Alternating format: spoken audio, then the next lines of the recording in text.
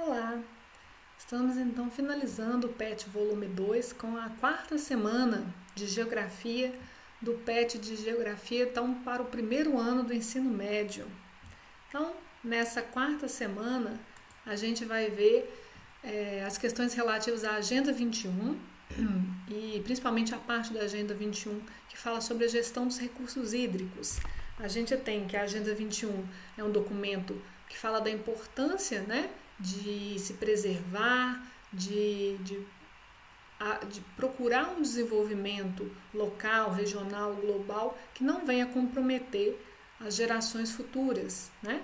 Então, nós temos aí a Agenda Azul, que é o capítulo da Agenda 21 voltado para os recursos hídricos, para a qualidade, para a gestão dos recursos hídricos, né? Sobre o que a gente tem que levar em consideração e pensar ao planejar os recursos hídricos. Os recursos hídricos, a gente já viu lá o conceito de bacia, né? As bacias hidrográficas, elas perpassam por mais de uma cidade, por mais de um estado, né? Às vezes até por mais de um país, né? Então, é necessário um manejo, um plano integrado para que se administre esse recurso hídrico. Por quê? Porque ele é de uso de diferentes hierarquias administrativas, né, de diferentes estados, diferentes países, diferentes municípios. Então, todos eles juntos têm que planejar. Por quê? Não adianta um planejar o que está próximo à nascente e quem está lá no meio do curso d'água não planejar. E aí a próxima cidade que é cortada pelo rio recebe um rio todo cheio, poluído e etc. Né? Então, não adianta planejar só uma etapa, tem que ser planejado em conjunto, porque o rio é uma coisa única, né? Um corpo único, vivo, que tem que ser planejado em conjunto, né? De forma a garantir aí, a avaliar a qualidade do recurso, a quantidade, a protegê-lo, né? A garantir que uma produção sustentável, um uso sustentável da água por todos aqueles que dela precisarem. E uma das formas de gerir esse recurso hídrico de forma democrática são os comitês de bacia hidrográfica, né? Que foram criados para ser uma ponte entre o poder público, quem usa a água e a sociedade civil, para administrar, para gerir de forma democrática esses recursos hídricos. Então, nós temos aí a primeira pergunta. A Agenda 21 é uma tentativa, né, de gerar estratégias de promoção de desenvolvimento sustentável sem comprometimento dos recursos. Quais ações podem ser tomadas para garantir uma melhor gestão da água? Então, para garantir a melhor gestão da água, né, como eu disse, uma das melhores coisas é o gerenciamento integrado desses recursos, né? A gestão dos recursos hídricos é todo esse conjunto de ações de regular, controlar, planejar, conhecer o recurso hídrico. Então, esse planejamento integrado, conhecer a sua bacia, são as melhores formas de fazer uma gestão sustentável, né? Você vai conhecer a bacia, as suas limitações, as suas possibilidades e aí criar planos de ação para preservar a bacia, para usar ela adequadamente, reconstituir as matas ciliares onde for necessário para preservar o rio de assoreamento, de erosão, preservar as nascentes que são fundamentais para o rio, usar e adotar técnicas de manejo do solo, de pastagens, né, de manejo agrícola que não venham a contaminar o rio com defensivos agrícolas e etc. Implementar redes de coleta e estação de tratamento de esgoto, porque você também não vai poluir o seu rio jogando esgoto in natura, você precisa tratá-lo, né? Coletar e tratar o lixo também, porque se o lixo não for coletado e destinado adequadamente, ele vai acabar nos cursos d'água de alguma forma, né? Então essas são as ações de gestão fundamentais para a preservação dos recursos hídricos. Considerando o município em que você vive, como você avalia a implementação dos princípios da Agenda 21? Cite exemplos. Né? Como eu já disse anteriormente, a gente está falando aqui do município de Betim. Né? Se você estiver falando de outro município, aí você vai pesquisar sobre o seu município para registrar aí no PET. O Betim possui o Comitê de Gestão da Bacia, faz parte da bacia do Rio Paraopeba, e essa bacia ela tenta implementar um plano diretor para conhecer e gerir de forma mais acertada possível o seu recurso hídrico, né? Cuidando dos seus potenciais, combatendo a poluição no curso d'água, analisando as demandas crescentes de uso da água, né, em virtude do crescimento populacional e urbano, né? Porém, esses avanços são lentos, né, em virtude de questões políticas, né, da dificuldade de troca de partida a cada ano, da dificuldade de gestão integrada, que cada município tem um governo diferente que também toca a cada 4 anos, né? Por essas dificuldades todas ainda tem várias limitações, né? Problemas como a gente teve aqui em Brumadinho, né? Prejudicando a nossa bacia hidrográfica, entre vários outros. Aqui, ó, demonstrando que nós estamos na bacia hidrográfica do Rio Betim, aqui é todas as bacias que constituem o território de Betim, mas a maioria dela drena para o Rio Betim, que vai drenar no Paraopeba, ou já drena direto para o Paraopeba, tá? Então, esse aqui é o nível local da bacia, nossa bacia local, bacia do Rio Betim.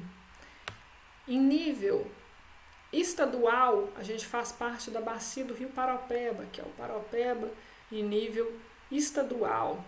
Em nível federal, fazemos parte da bacia do Rio São Francisco, aqui, ó, essa aqui é a bacia do Rio Paraopeba, dentro da bacia do São Francisco, que percorre aí uma série de estados brasileiros, né? E infelizmente muitas partes da bacia do São Francisco não tem comitê, né? Demonstrando aí a dificuldade de implementar as diretrizes da Agenda 21 aí no quesito gestão do recurso hídrico, porque inclusive nem todas as bacias que compõem a bacia do São Francisco possuem um comitê de bacias.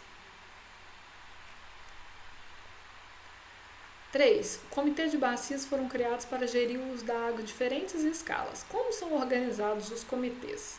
Então, eles têm 3 representantes, um do nível, um do poder público, né? Dos usuários da água e um da sociedade civil, né? Ele vai ser ele vai ter representantes dessas três esferas de poder. Para o quê? Para discutir, negociar as melhores formas, né, de gerir, de elaborar políticas de uso e de preservação dos recursos hídricos, né? As principais decisões que o comitê toma são aprovar e acompanhar a elaboração de recursos hídricos, de plano de recursos hídricos da bacia, reunindo informações para gerir a bacia, arbitrar conflitos pelo uso da água e estabelecer mecanismos para gerar cobrança pelo uso da água quando assim for necessário. Existe comitê de bacia no seu município? Como ele atua? Sim, existe comitê de bacia do Rio Paraopeba, né, atuando aí desde 1999, regulando o uso da água, e as suas principais ações, né, são fazer mobilização social, educação ambiental, pesquisa científica sobre a bacia, tudo com o objetivo, né, de sensibilizar a população sobre a importância dos recursos hídricos, o uso adequado, a preservação e para planejar todos os usos possíveis e toda a gestão mais adequada desse recurso. Aqui a gente tem uma música, né, do Sobradinho, falando pra gente, né, sobre um pouco sobre a bacia do Rio São Francisco, a construção de usinas hidrelétricas, né, que alagam áreas muito grandes, né, durante a sua construção, e esse medo, né, de diminuição da vazão e do volume d'água do São Francisco, de que um dia, né, aí que ela fala da possibilidade do sertão virar mar, por causa do alagamento das áreas para construir a usina de Sobradinho, mas também fala do medo que dá no coração de que um dia o mar vire sertão, né? Esse mar de água que é o São Francisco venha virar sertão pela dificuldade dele, por todos os problemas ambientais que ele passa, pela redução do volume de água que ele tem passado nos últimos anos. Então, com base no texto, quais os principais problemas com relação a essa região hidrográfica? Quais os maiores benefícios trazidos, né? Então, a bacia que é retratada aí é a bacia do São Francisco, né? É uma bacia que tem, né, que a urbanização, a expansão da urbanização foi intensa, da industrialização, sofre com desmatamento, queimadas, mineração, agropecuária, pesca, né? Tudo isso está num grande impacto ambiental de assoreamento, poluição, perda da biodiversidade, né? Falta de saneamento básico, então poluição desse recurso, né? A bacia tem extrema importância para a região, porém, né, ela vem sofrendo com todas essas dificuldades, né?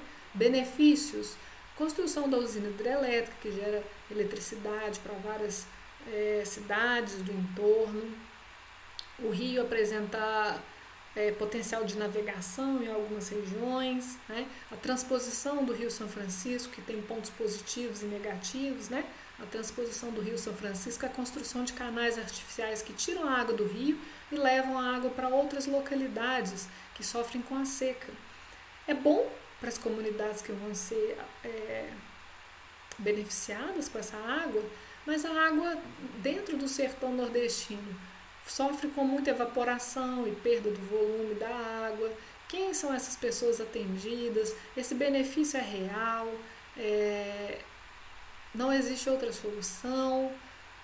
O Rio São Francisco já está com muito problema de redução do volume da água, isso vai reduzir ainda mais o volume, então existe uma série de polêmicas se a transposição é adequada ou não, se ela é viável, se ela é benéfica realmente ou não. Então, cabe aí a vocês pesquisarem mais sobre isso e observar essa viabilidade e os benefícios e malefícios desse projeto para poder formar um julgamento. Na última questão, fala sobre a criação de um slogan, como se fosse para uma campanha publicitária, que tem como intenção o consumo consciente da água, né? Inclusive, se você tiver acesso às redes sociais, você a partilhe com a hashtag Água e Vida, né? Então, criar aí um slogan, um vídeo, uma frase de efeito aí, principalmente, né, com slogan, sobre o uso consciente da água, sobre a importância da água para todos os seres vivos, principalmente para a gente, e como que a gente pode realizar um consumo mais consciente. A informação é a base de tudo, gente. Se vocês informarem as pessoas, a partir da informação é possível gerar essa consciência e conseguir, né, cada vez um consumo mais consciente da água. Então, muito obrigada, assim a gente termina esse volume de PET e a correção das nossas atividades. Até mais!